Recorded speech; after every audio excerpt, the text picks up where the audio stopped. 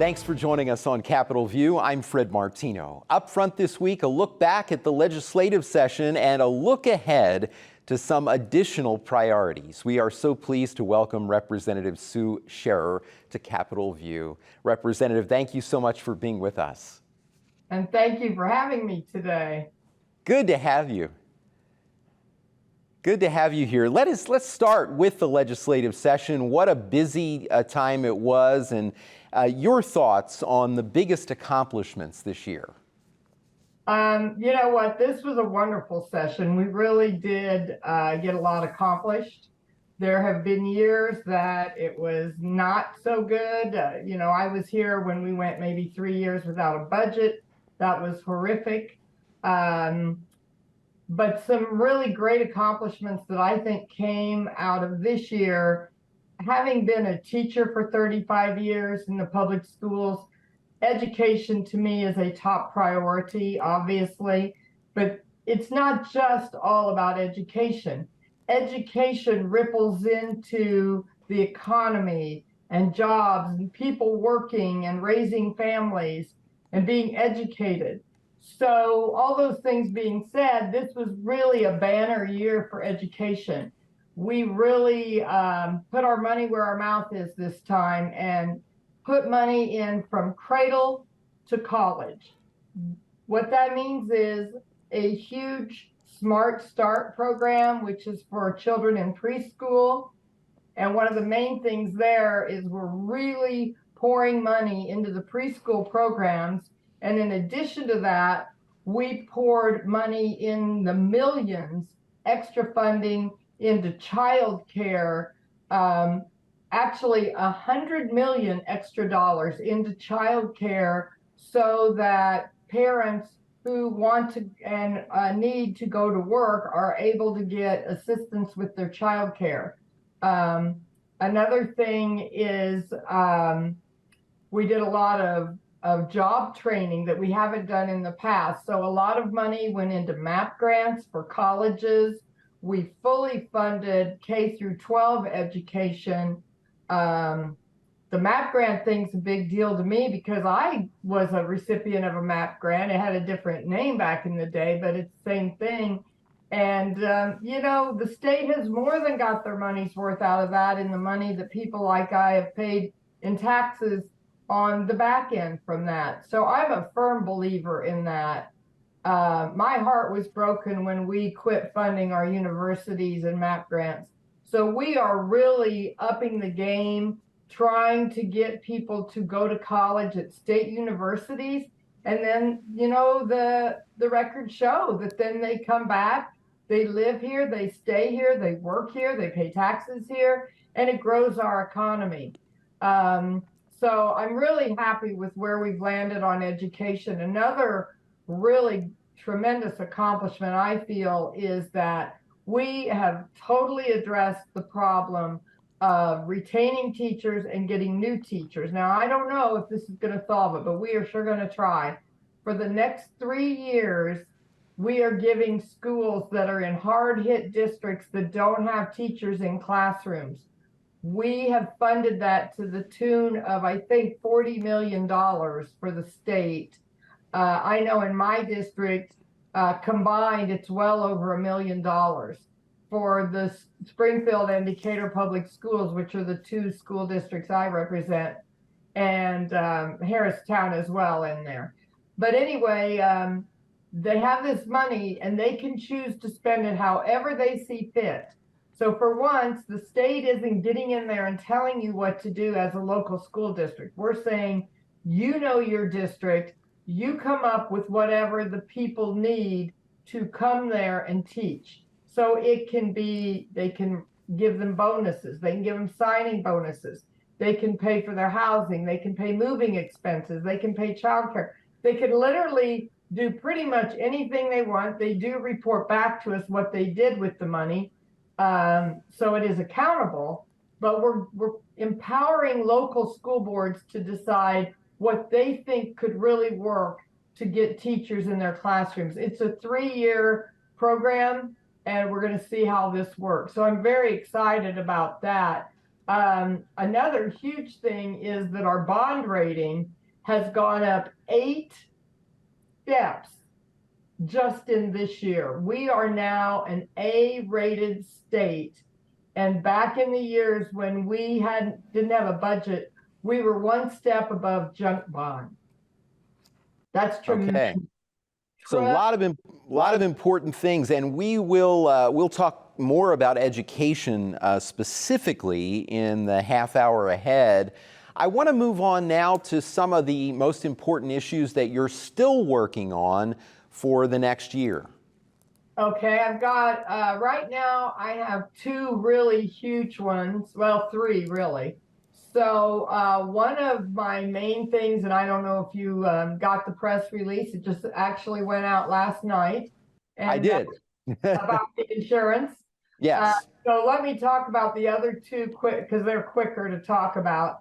So one is I have put in a bill to help Decatur Public Schools. They had 2 of their buildings got condemned and the students had nowhere to go. So we need to change the law in what we do when there is a crisis closure, because it's not spelled out real well. And so that's one of my bills that I hope to get passed during veto, is to help with Decatur Public School situation and have it work for the current school year to help that these kids don't have to go to school 2 weeks late in the summer next June. Another one that I'm still working on is trying to get the funding for free breakfast and lunch for our students. It's just heartbreaking for kids to come to school, and that might be the only thing they eat in a whole day's time, and yet we test them to death and publish those scores in the paper, and nobody knows what their lives are like at home.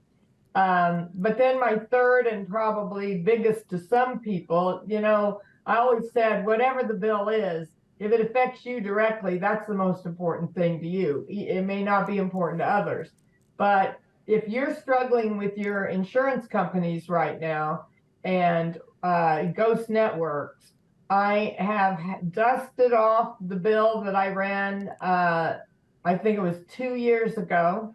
It's an over 100-page bill, colossal, written by the Department of Insurance and the governor's office.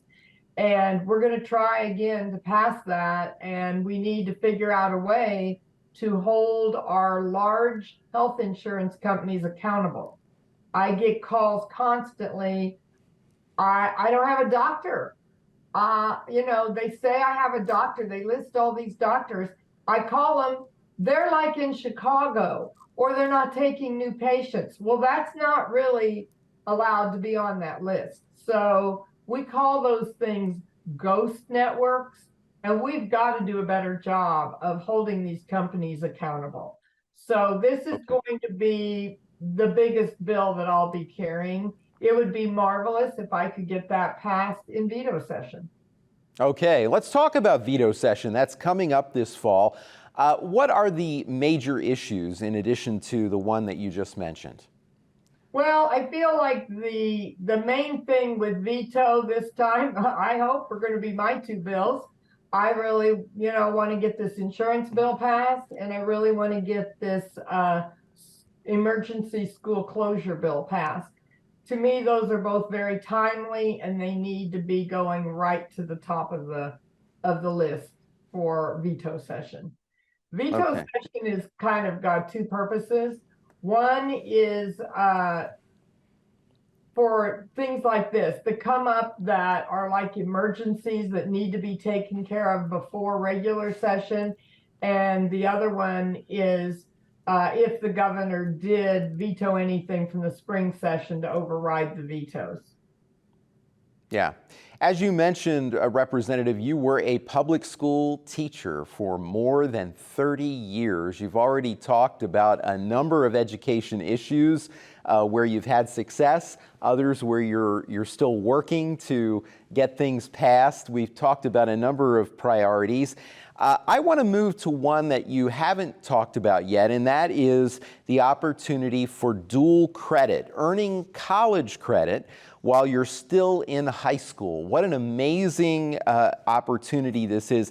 Tell me your thoughts on these programs, and would you like to see these expand? Oh, I have a lot of thoughts on these. I'm going to go back to when I entered college, and there were my peers came, and they walked in the door with all these credits called CLEP credits. In Decatur, we knew nothing even about CLEP credits. So, my friends and I from Decatur walk in with 0 credits. They're walking in with 8, 10, 12 credits before their college even begins. And some of those were some of their hardest classes. So, it really was an unfair start right from the beginning. But I will say this, I learned right out of the gate that, things aren't fair and equal. And that if you're from the suburbs, you had a much greater advantage before you even walked in the door. So now I love the idea of dual credits. My own children all were able to get dual credits. And it's interesting because, I have 4 kids, and from the oldest down to the youngest, my first child had, I think, 6 hours of dual credit, maybe even only 3. And that was my oldest daughter. By the time I got to my youngest child, Tyler, he was able to get, he either had 12 or 15 credits before he even went to UIS. So there's so many advantages to that. A, the money that you don't have to pay for all those classes. We know how expensive college is. B, you get right out of the gate.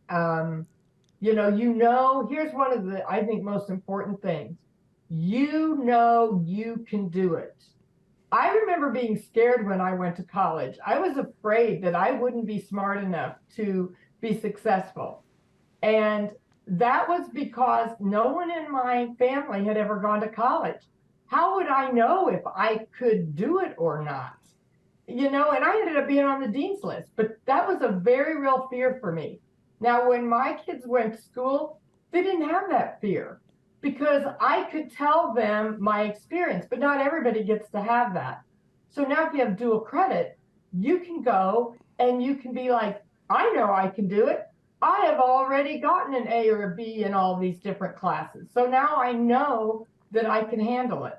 And not only that, but when you go to register for classes, you don't go in as a 0 freshman, 0 credit. You go in ahead of all the freshmen with 0 credit. So it's a much greater chance that you'll get the classes you need at a decent time, and you're not paying extra money taking classes you don't even need just so that you're a full-time student. So there are so many good parts. I love the way you frame this, because it is often talked about as a savings, which of course it is a savings for parents and students, but it's so much more than that. It really does prepare students for college and may even give them, a lot more information if they're on the fence about what should I major in college, because they're going to have that at the beginning of their college experience while they're still in high school. So what a great effort it is, and hopefully we'll see support to continue to expand opportunities for dual credit so that more and more students can take advantage of this. You have been on the Higher Education Committee. There was a big increase in higher education funding this year. You've already talked about MAP grants. Your thoughts on other things that are really important to focus on in terms of how that money can be used in higher education? So the money for higher ed can go to so many purposes. It can go to MAP grants. It can go to programs offered at the universities. Maybe now they're kind of limited on what they can offer because they can't afford to pay the teachers. And maybe maybe a class has to have a lot more students in order for the class to make, because they just don't have enough money, where now they wouldn't have to have quite as many students for the class to make. They can also offer this as tuition help, so we can have students not paying as much. The price of college, I mean, that's why all these things are so important. We've got to have dual credit. We've got to give more money to our universities to make more offerings. And most importantly, to bring the cost of college down. Our professors deserve to get a good salary. You know, how are you going to get a chemist to teach chemistry at U of I when he can go out to ADM and make a fortune? You know, you're not going to get your best teachers if you don't pay them what they deserve. And Oh, so that is just crucial, and I'm glad that you highlighted that. I have been in Illinois for about 2 years, but I've worked in other states. And one of the states where I worked, the state university ran the community college system and actually lost accreditation for its nursing program because the salaries to pay folks to teach nursing couldn't compete, of course, with the salaries for nurses, and so they didn't have enough faculty. And so this is a really serious matter. So much we've talked about already about education, and believe it or not, we're gonna run out of time, and I want to get to some other issues here. A bright spot in the Illinois economy has been an increase in tourism. I know that you were on a committee for museums, arts, and cultural enhancements. That is a big part of tourism. Tell me about the work in that area to continue to grow tourism in Illinois. Well, that was a really fun thing that I joined in on kind of later in the game. I think that was last session and the session before that. And then Camille Lilly, who was the chairman, decided to chair a different committee. So that committee didn't, we didn't have that committee, but I would have loved to have been on it. I think it's marvelous what we've done with our tourism and museums and things like that. So this is a great time for me to put it out there that we as legislators have a museum pass for Chicago museums. So if anyone is going to Chicago to go to a museum, I can give them a pass where they and 3 other people, so a family of 4, can go to, I think there's like 15 museums in Chicago you can go to for free. So please call my office. I'll give it's staterepsue@gmail.com or 217-877-9636, and we're happy to share this pass for free, and I can give it out to as many people as want to use it. So actually I have somebody using it just in a couple of days, but even more than one person can use it at a time. It's a great deal. So all legislators have that then? Yes, all legislators, okay. Science and industry, the Art Institute, the list, all the big museums that you would want to go to, the planetarium, the aquarium, all of those you can go for free. That's hundreds of dollars saved for your family. Yeah. I bet a lot more people will be getting familiar with their legislators after watching this show. Well, I hope they'll be contacting them. Something else great that we've done is we have really pushed the park grants, the OSLAD grants.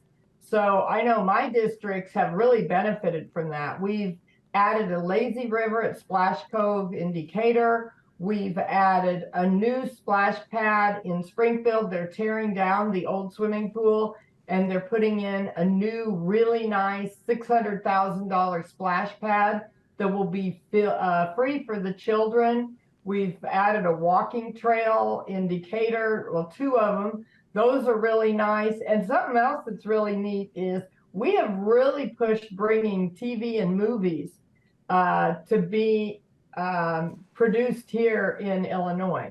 Like, Chicago Med, Chicago Fire, Chicago Police, all that is new stuff that has come in my 10 years. And we have really pushed to add more TV and movies in Illinois. And we give them a lot of perks for coming, and it's paying off big time for us. All right. Well, you were also on a committee, speaking of economic development, for small business and tech innovation. Tell me about that work. Okay, so when that has been several years ago, and I had several gatherings where I was able to call in all the local small businesses, and I think the best thing that came out of that was being able to hear the concerns of our local small businesses and offer them some grants and let them know about a lot of the small business grants that are out there and available to them, and to also just to hear about the problems that they face. I think so many times this is where we go wrong. You know, there's this big clash between the haves and the have-nots, right? And so we have all these working poor and people struggling desperately to find jobs. And the government does help, and a lot of nonprofits help with them. And then we have people who work in small businesses. And it's like they're fighting against each other. And that's what's totally wrong. We need to be looking at great big corporations and corporate greed. We need to look at these huge insurance companies. That's where our problems are. Our problems are not between small businesses and the working poor. And that's where a lot of society gets it mixed up. We need to look at the billionaires. Very interesting stuff. You know, maybe related to this, you have been on something called the Citizen Impact Subcommittee. A lot of people watching the show may not even be familiar that such a subcommittee exists. Tell me about that and how citizens can get involved. So with that, what we do is and I'm on the Consumer Protection Committee now, so we look at different bills that we're trying to get passed into law, and the main focus of that subcommittee is to see what the effect of a certain bill would be on the consumers and the everyday citizens. So actually, a lot of the things that I do, it's looking at, okay, what will the direct effect be to the people in our communities, the everyday people in our communities. Okay, and how would somebody get involved if they wanted to be, have their voice be heard as part of this subcommittee? Okay, well, that's actually one of the subcommittees that rarely meets, but they can definitely call my office. And I do a lot of one-on-one or small group meetings with people who would be interested in being that. So again, 217-877-9636 or email staterepsue@gmail.com. Okay, so hopefully folks who also have other legislators who represent them, whether it be in the House or the Senate, can get in touch with their legislator to get involved. You know, speaking of involvement, I want to ask you about a broader issue as we conclude our time together, but it's an important one, and it does affect state politics in so many ways. It affects our elections. It affects funding for the state, and that's the national political climate. It is so fractured right now, and has been really for a number of years. And part of that is that some argue we don't even have a civil dialogue about issues. How do you think we can better foster a civil dialogue so that people can get involved and feel secure that their voice will be heard, that it will be done in a respectful and civilized way? You know, when I started, Raymond Poe was in office from Springfield and Bill Mitchell was in office from Decatur, and they were both Republicans who had been in office, what you would really call a long-term politician. And you know what? I will never forget it. Both of them made a point to talk to me about us working together. And I said, boy, I really hope so. And I'll never forget Bill Mitchell saying to me, Sue, you're going to be surprised. You and I are going to work together a lot, and we are going to vote the same a lot because we represent the same people. And I saw how both of those gentlemen operated, and I learned great lessons from them. I remember one Saturday I was having a birthday party for a grandkid over here at my house, and I remember calling Bill Mitchell, and had to go in a closet to talk to him because there were a lot of people here, and he picked that phone right up on a Saturday afternoon, and we were able to do great things on a road project for Decatur at that time that we wouldn't have been able to do if he hadn't been willing to answer that phone. And I'm seeing things nowadays where it's harder. You know, you might call somebody and they just never call you back. And it makes it much harder. And I think that the general public wants us to work together. And I try very hard to build relationships with other members. And a lot of times what I do is I will go like to events and I'll talk more to Republicans than I do to Democrats, because then you get a rapport with them. And I think the citizens need to know you can call your representative, whether they're Democrat or Republican, that doesn't matter one bit, not one bit. Start the dialogue. Well, I'm glad we had a dialogue today. Representative Sue Scherer was my guest. Representative, thanks so much for being with us. You bet. I'm really happy to be able to, share with our community. Great to have you here, and great to have you here at home as well. For all of us at WSIU, I'm Fred Martino. Have a great week.